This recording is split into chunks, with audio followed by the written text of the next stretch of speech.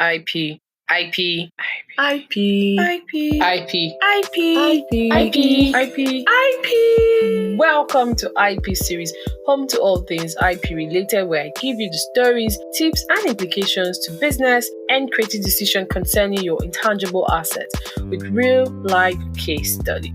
I am your host, Rita Chinda. Subscribe and turn on your notification so you don't miss an episode. Cheers, guys.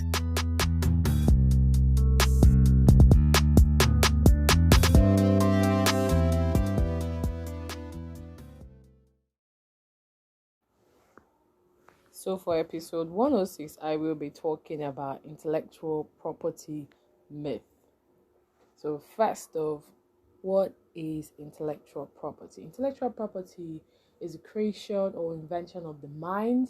The mind in this question would be human intellect, while the creation and invention would be the output of that human intellect that must be commercialized. They also get to enjoy legal backing and protection depending on the jurisdiction, that the work was created. How the work was created will determine who owns it and who can also commercialize it at the end of the day. So what are the types of intellectual property rights that exist in Nigeria, and why is intellectual property important to businesses and entrepreneurs? So intellectual property has different types, and they all have laws that grant the creators or inventors some sort of right. However, for the purpose of our conversation on intellectual property myths, we need to understand how important intellectual property is for businesses and entrepreneurs. Number one on my list is that it gives them the opportunity to earn recognition, to be recognized, and also to get financial reward for their creation and invention. What do I mean by this? Now, if you invent a product, or you solve a problem, or you improve on something that was already existing, for instance, the way we used to research, we still use Google, but now you have AI related tools. Don't misquote me, guys. Or let's use cars. We had manuals, and now we have automatic, and now we are doing self-driving cars. You get my drift? Yeah. This way you be able to prevent other people from copying your invention and also get to benefit from your invention. Secondly, intellectual property helps you distinguish your product or services from other people's own, basically. I mean, it's a no-brainer at this point. So if you have like a unique name, a distinctive name, a coinful name, a fanciful name, or logo, slogan, color, a bit non-traditional, but yeah, I mean, have you guys seen what Barbie is doing in terms of marketing and PR? Like, everyone is going crazy. Hi Barbie, hi Ken. I mean, the pink, all shades of pink. Everyone is going crazy with the color pink right now. And I think there's like a case. Yeah, I did see that on, I think it was on Twitter. I saw it first on Twitter, and then I saw it on Instagram. Someone, talked about it. The company that owns the Barbie merchandise, Mattel, is currently suing one of the big brands for wanting to register a similar name. I think it's Barbie, but spelled not as Barbie. You get. So they are opposing the registration. Kind of like, I mean, I think I was talking about this with someone else as well. But one thing you need to know when you're talking about distinguishing your product is that you get to build loyalty, customer loyalty, you gain reputation for your business. I mean, Barbie is pulling in the numbers with merch, with everything. I mean, they are utilizing the challenges, TikTok challenges, the color pink at the moment, a lot of merch deals, Aldo, Primark, you name it, guys. That's one of the benefits of intellectual property. I mean, let's say in the next 5 years, which other movie we want to attempt like a pink team marketing PR? No one. And Margie is doing a whole lot on the red carpet and on the tours. Have you guys seen her outfit? Damn it. Or like my boyfriend would say, damn it. Anyways, thirdly, intellectual property helps you prevent other people from stealing or copying your ideas. I think I've gotten a few of those conversations within the Nigerian IP space or creative or inventive space. There's always one social media call out or the other. This person stole my song, he stole my design, he stole my invention, he copied my. Your ideas cannot be protected. Let's get that one thing straight. You cannot protect an idea unless we see it in a tangible format, in form of a name, a logo, a product, something. You get. Um, you have to be able to maintain that information or product that gives you an edge in the market. For instance, Coca-Cola, I think, is like the most told IP story ever when you're talking about trade secret.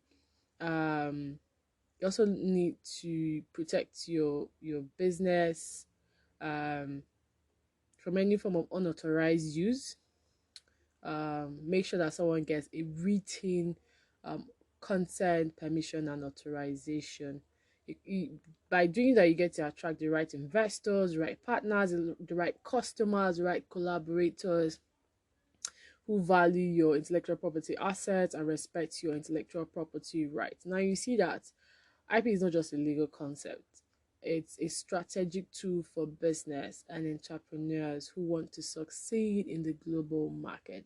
And if you want to learn more about intellectual property, please listen to my last 105 episodes. I mean, I've talked about every type of intellectual property, you know. But then, copyright, as we know, will protect um, literary artistic works, sound recording, audio visuals, um, broadcasts, as long as it has it's original. You've put in some sort of effort. It doesn't matter. It doesn't really matter the quality. Trademark is for names, words, slogans. Industrial designs for aesthetic features or visual appearance, or the combination of lines and colors of your product. Patents, if you're improving on your invention is improving on something or solving a problem in the society. Trade secret basically protects confidential information. For instance, your secret recipe, business formula, all those kind of things. And plant varieties for distinct plants, seeds, trees, vines, all of the things. Then you have geographical indication, which businesses should not really concern themselves, but it's also a type of intellectual property that builds on the unique characteristics of a product from a particular region. So yeah, I think we've talked about the types of IP, like a very crash course on that, and also why IP is important for businesses. Now let's delve into the myths itself. Yeah. So number one on my list for um, intellectual property myths is businesses automatically own all intellectual property created by employees, contractors, and I dare say interns. Do you agree with me that businesses own all the business, your employer, your contractor basically owns all your intellectual property? I would say it depends on the contract you signed. If you sign a contract, then whatever the contract states there is final and binding. For instance, if a contract states that whatever work you created in the course of being employed or being a contractor or being an intern belongs to the person that employed you to do XYZ, I think that's final. However, if it says or states that any work you create while you're within the premises of the company, using the company's material, belongs to the company. However, anything you do or create outside the purview of your work or your employment provision belongs to you. So you now have to ask yourself, so let's say I work 9 to 5. If from 6 p.m. I start working on my personal project that belongs to me, as long as I'm not using the company's laptop or internet or whatever it is, now that contract is specific. In the event of no contract, now it depends on the type of intellectual property. Is it copyright? Is it a trademark? Is it an industrial design you created or a design right? Or is it patent? Or were you part of a technical working group working on a secret project for the company? You know, what measures have the company taken to protect or assert their authority, stating that they own that thing in question? Um, for trade secret or confidential information, whatever it is, I think the Samsung case of an employee disclosing certain confidential information on ChatGPT comes to mind. I think I've talked about it in some of the events I've been opportune to speak at or been invited to speak at. In that instance, now, this is not going to focus on ownership, but rather what the company had done to make sure that that information had not been disclosed. So, um, you know, how do you then avoid this kind of myth? Use a written agreement basically that specifies who owns the intellectual property right and how they can be transferred or licensed. And another case that comes to mind is the please call me back case. I enjoy talking about that case when I'm talking about this kind of scenario for employee. um the guy in question had, I've talked about it in my podcast. Please check, just listen to my podcast basically, or just type hashtag IP series on Twitter, and or please call me back hashtag IP series. Fuck. Oh my god. Just type hashtag IP series or please call me back. You're going to see my review about the case in question, and I apologize for the you know. But yeah, so that's about it for myth number one. Myth number two. Why am I laughing? I don't know, guys. But myth number two is trade secrets are protected by legal recognition. Hmm. So you know that um trade secret, like I previously stated, it's a confidential information that the owner must take precaution or put in measures to make sure that that secret is protected so that it doesn't lead to any kind of loss of competitive advantage. Because the more effort you put into protecting your secret, you're able to protect it from any theft or unauthorized use or losing your power in the market. Um, what are the requirements? Use give like a secret password or use encryptions or limit the number of persons that can have access to the information to protect your trade secrets, such as putting in a confidentiality agreement, security policy, employee training on intellectual property and trade secrets, and also breach of confidentiality. Let me just have the basic. And also in this era where a lot of people are experimenting with artificial intelligent tools, you need to make sure that your company is compliant. I think there is a post I saw this evening, trying to get to it on my phone. I had to screenshot it and share it on my WhatsApp status. Sometimes I share a lot of informations or posts I don't talk about them. So it goes like this. It says Chat GPT now investigated by the Federal Trade Commission for AI training data. So there's a lot of complications in that you need to take into consideration, such as data protection, data privacy, what are the laws within your territory, just to make sure that you're not going against any regulation or policy out there. And I think that's it for myth number 2. Myth number 3. Let's see. So myth number 3 would be intellectual property protection is too expensive and complicated. So sometimes when I get consultation requests and you give a charge, clients sometimes complain that it's too expensive. But trust me, it's going to cost you more if you do not protect your intangibles as soon as possible or at the earliest that you can. Because when someone infringes, so for instance, someone infringes on your copyright and trade secret grants you automatic protection. Now, under the Nigerian copyright law, the law states that a copyright owner that owns an eligible work, such as, books, songs, films, broadcasts, etc., may register. Then it goes further to give reasons why they should do that. In the event of a dispute, you can go back to the Nigerian Copyright Commission and request for a certified true copy (CTC) to use for documentation purpose in the course of your dispute, just to show that okay, you are the original author of that work.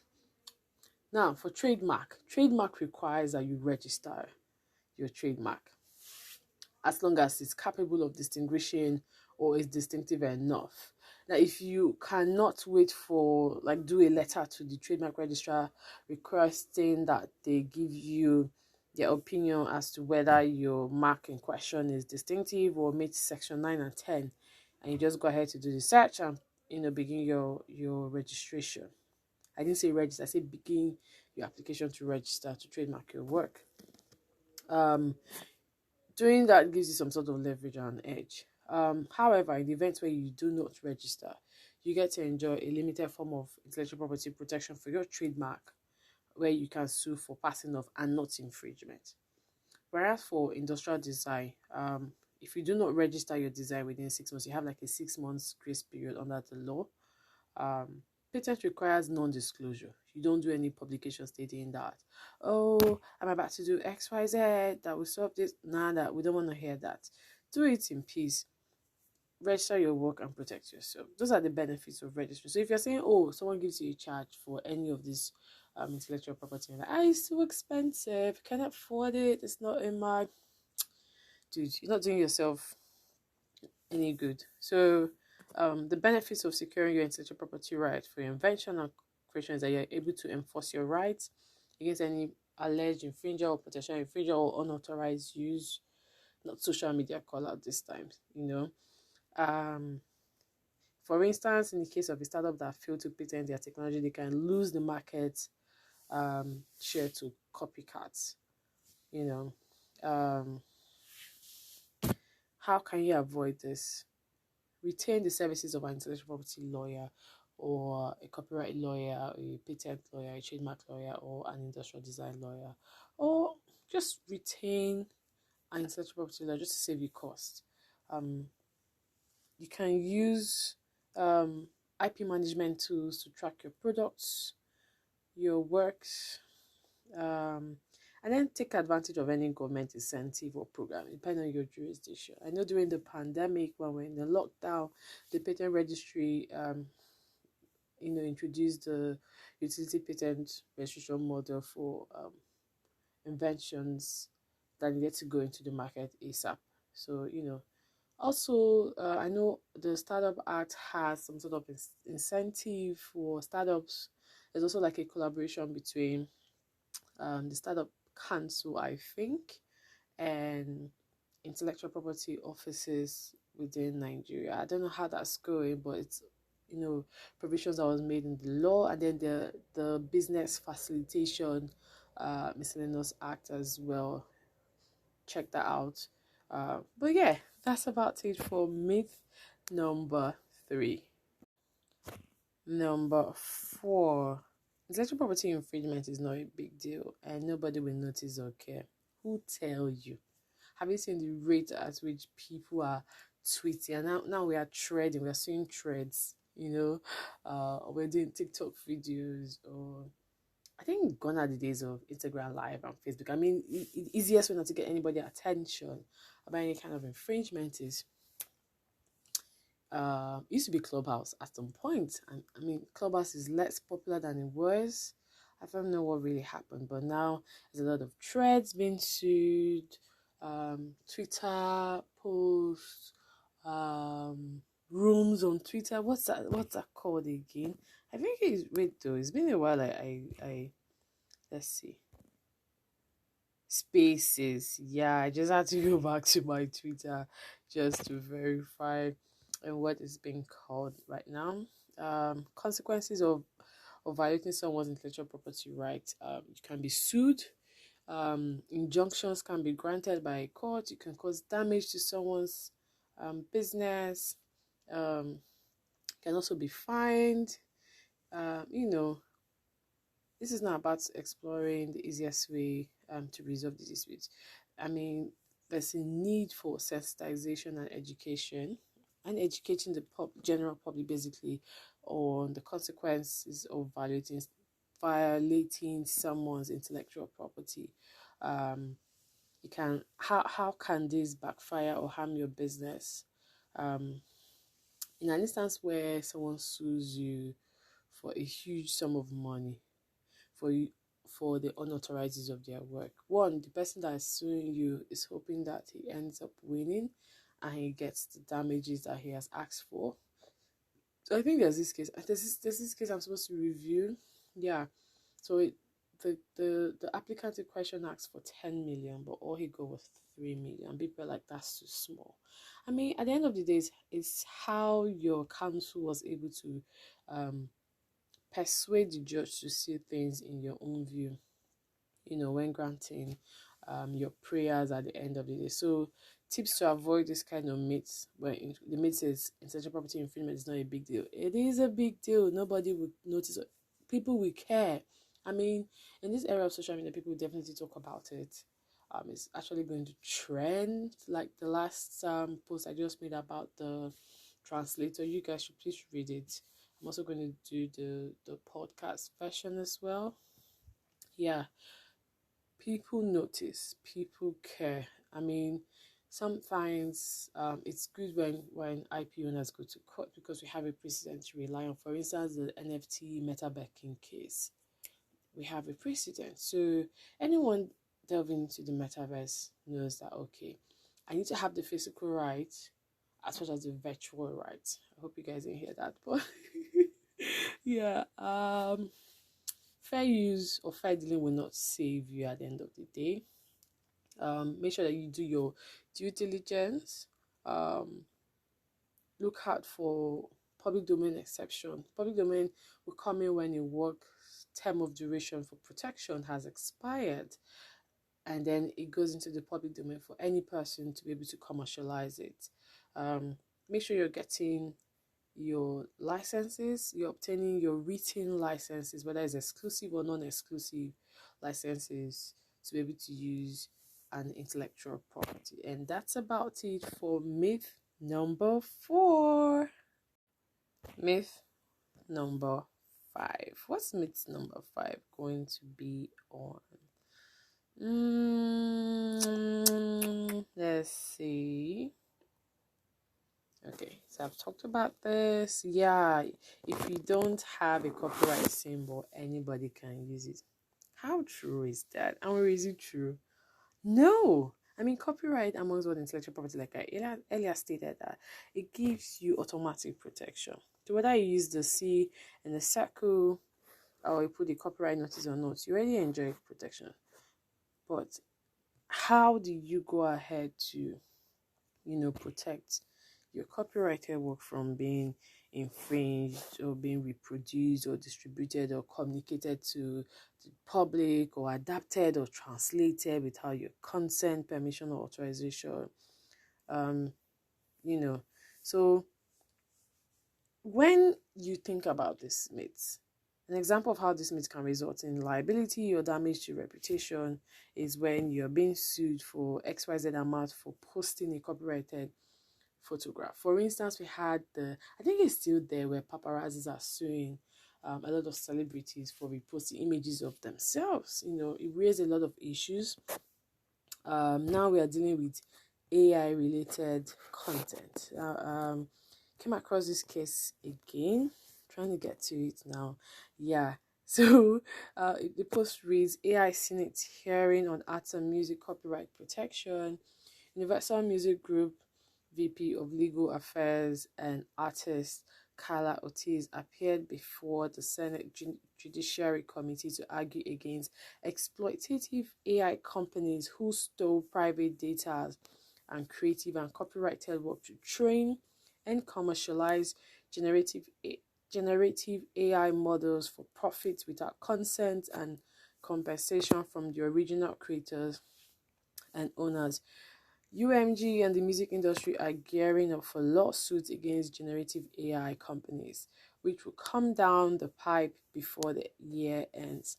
Ms. Carla Ortiz is already part of a class action lawsuit that, in my opinion, that is at Meijin the artist. He's on Twitter. You guys can check him out. Review vicarious infringement will ultimately cripple and downgrade generative AI models due to their unjust appropriation and unethical theft of creative and private contributions from billions of unsuspecting and unconsenting users. Now he goes further to say, huge. AI just got roasted by the number one music label in the world, UMG, whose VP of Legal Affairs just said it would be hard to opt out if you don't know what's being opted in. And that is true, because I do recall a case where someone had opted in one of these AI related tools, posted his pictures, and he wanted to opt out and they refused. He sent a cease and desist letter accusing me of copyright infringement. I went ahead to sue him. I mean, it's insane. Then he goes further to say the statement echoes sentiments expressed by many artists over the past few months, and I agree. It's encouraging to see this logic being acknowledged by the top brass of the number one record label in the music industry, which represent major artists like Drake. I love Drake. The Weeknd, love him. Taylor Swift, yeah, shake it up. I'm gonna stop there. Yeah, so he said also huge. Federal rights of publicity and AI training data transparency was just proposed by UMG's VP legal counsel in the video above. So there's a video, I think it's an 11 minutes long video. So if you have the time, please check it out. To protect artists and creators from style and likeness appropriation. That falls under image rights basically. So in the US, right of publicity, image rights extensively researched and precedents out there. In Nigeria, not so much. I mean, I talked about the Banire case, which I felt would have been a good precedent, but the court had, a better view and better judgment about the case. But yeah, so how can you avoid this kind of myth where someone will tell you, oh, if there's no copyright symbol, you can use it? Nah, lie. Trust me, they are basically deceiving you. So, one, you need to respect the rights of original authors or creators. Know that, for instance, under Section 9 to 13 of the Copyright Act, it lists the exclusive rights or the bundle of exclusive rights and every eligible copyrighted work author enjoys, it as a literary, artistic work, musical work, audiovisual, broadcast, performance, and there's this conversation about economic right to earn and moral right to prevent third parties from derogative use of their work, modification, or defaming the character of the original content itself. Make sure you seek permission or get a license, give proper credit or citation. It's not disclaimer, this video does not belong to me, or this picture. At now, there's a lot of, everyone has an account at Esmeralda ASQ. Tag me, yes, acknowledge me, But yeah, that's about it for, I think it's myth number 5 right now. I kind of lost. I think it's myth number 5. So we're on to myth number 6, and that is intellectual property protection is perpetual. That's a lie. So all the types of intellectual property have like a term of duration. What that basically means is how long these inventions or creative works can be protected. So for the duration of the lifetime of the author, for copyright work, plus 70 years after the death of the author in question. So 70 years for literary work, 50 years for photographs. If it's an orphan work or anonymous work, I think it's 70 years as well. Yeah.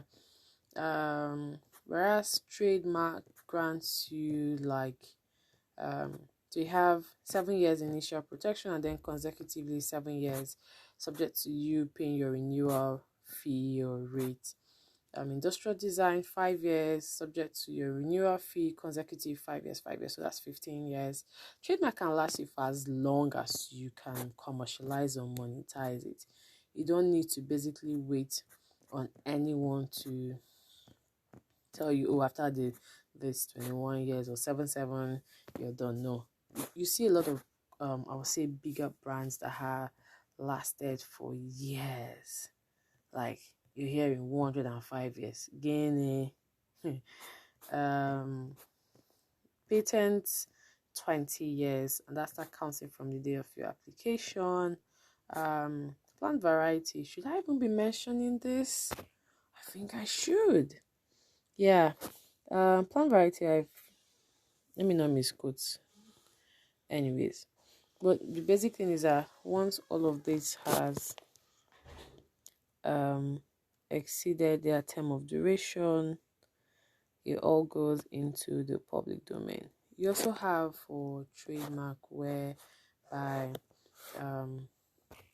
your distinctive name can become generic, and that one then leads it to it's no longer unique or distinctive. It's just there for anyone and everyone, and you're asking yourself, what did I do wrong? So from the moment you notice that your trademark is kind of lagging behind or entering the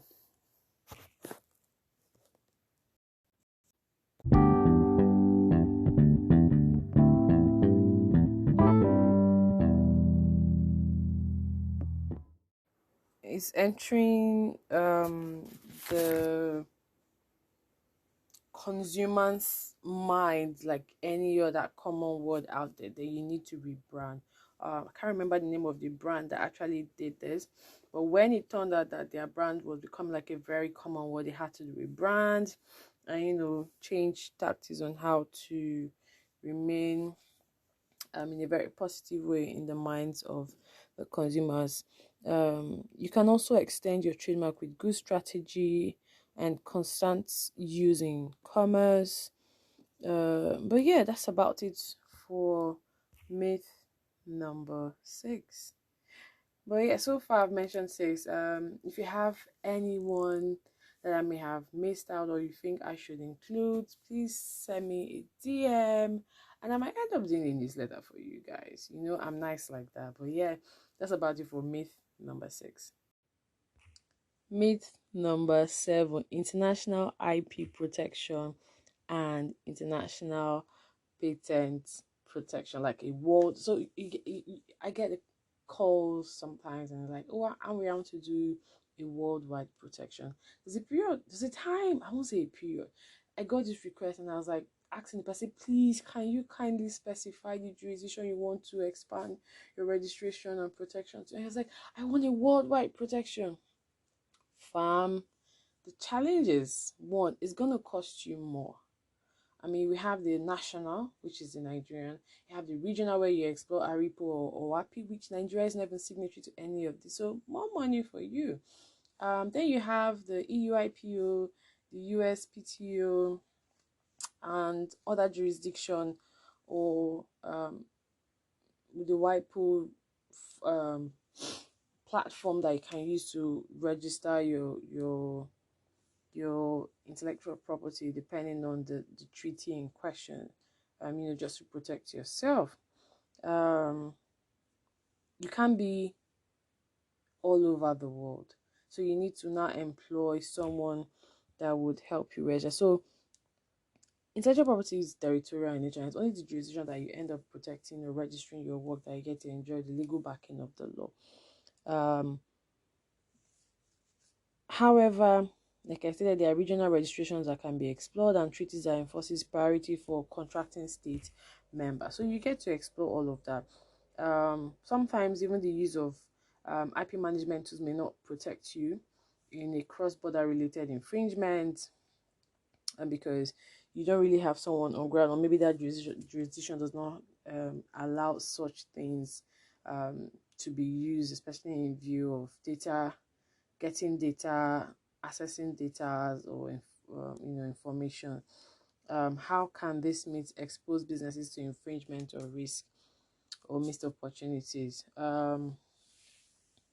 Basically, the case of Apple against Samsung over the Samsung patent, that's like a very good example. I was going to read the case, but it's kind of going to make our conversation a bit more longer. But just Google I know there's a period when Samsung and Apple were always fighting over the patent of the smartphones, all those conversations, utility patents, this one, that one. But then tips on how to avoid this kind of meetings: conduct a patent search or an IP search within that jurisdiction, file your application in key markets, also get professional advice on international IP strategies that you can explore. But maybe what I can do for my IP friends alternatively is to give you like examples of key IP international IP strategy. First, you need to know what an IP strategy is, and this is like a company's way or mode for managing and protecting its intangible assets within that particular jurisdiction. You need to have like an intellectual property checklist that provides a non-exhaustive list of questions and possible actions that can be considered throughout the company's commercialization life cycle. Remember that in the definition of IP I talked about, you commercializing your work. The checklist will be divided into 4 parts. You have the ideation stages, when you're generating or developing your ideas. Production or service, IP protection in terms of registering or securing your assets, and then monetizing it through commercialization and getting into the market itself. So for stage 1, which is the ideation stage, and now I'm reading from a publication published by the World Intellectual Property Organization. So under the ideation stage, it says the commercial application: does this idea has commercial value? You need to now identify your intellectual property asset, capture those ideas or your assets rather, confidential information. You're talking about trade secrets, restricted assets. You drop a non-disclosure agreement or non-disclosure clause or non-compete clause. Likelihood of intellectual property protection by exploring a multi-tiered IP protection, such as getting, say, a domain name or plant breeders' right search, or a design right search, or patent search. When you're collaborating with third parties, how do you secure ownership or access to the IP created? Identify who your competitors are, and so that you don't fall or get into a situation where someone is accusing you of creating similar product, or that is a likelihood of confusion, or you're infringing on third party rights. Then the production service service development, into consider third party rights. Does the business have processes or procedures for addressing IP ownership consideration when collaborating with third parties? For instance, when you're marketing in an employment relationship, a research and development relationship, a licensing agreement, What is your IP strategy implementation? How do you take into account the overall business of the company? Does the business have technical or an IP review committee to decide on product or service development? Um,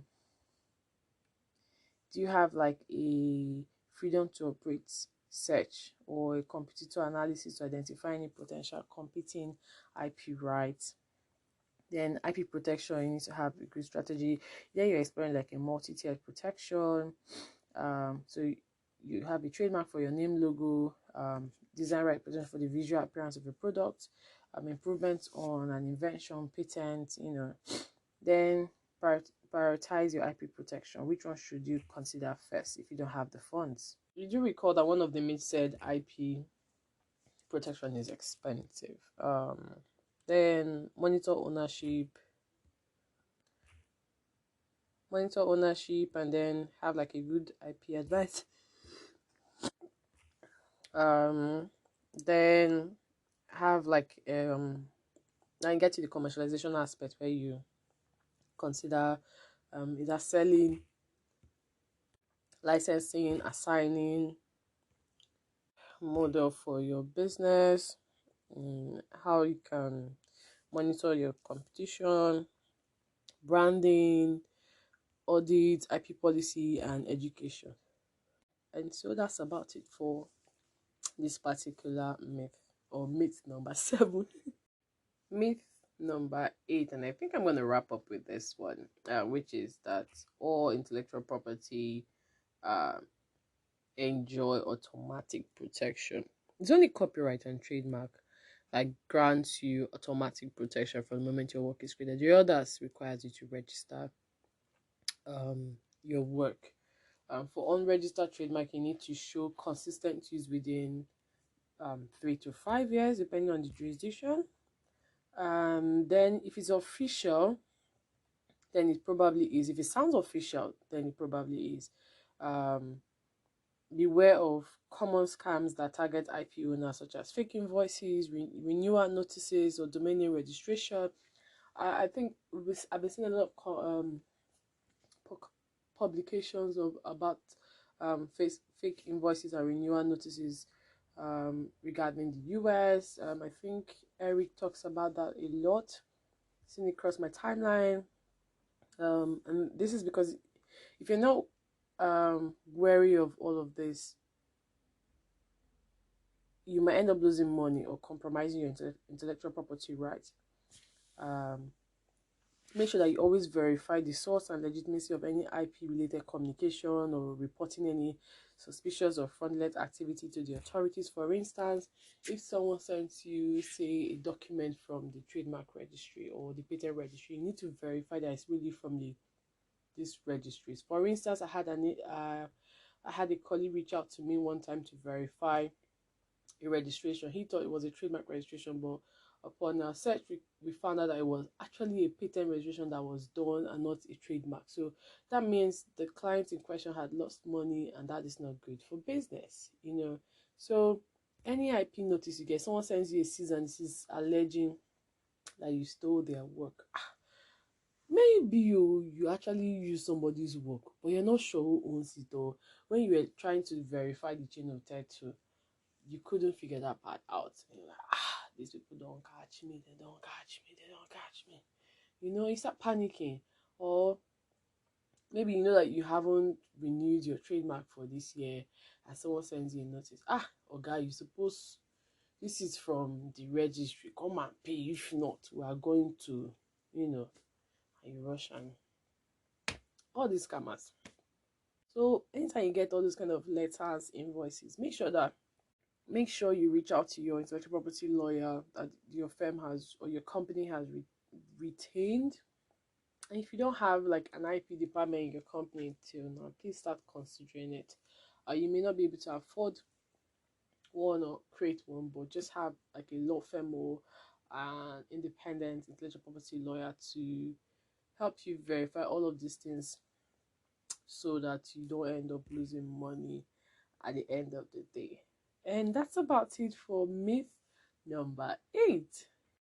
So in wrapping up, our key takeaways is retain an IP lawyer or retain a firm that will help you carry out due diligence, create IP strategies, help you monitor your work, verify official letters or emails that have been coming, help you not to commit infringement, yeah, properly advise you on intellectual property basically, and um, help you understand the importance of understanding and managing your intellectual property so that your business will thrive and our economy will also thrive as well.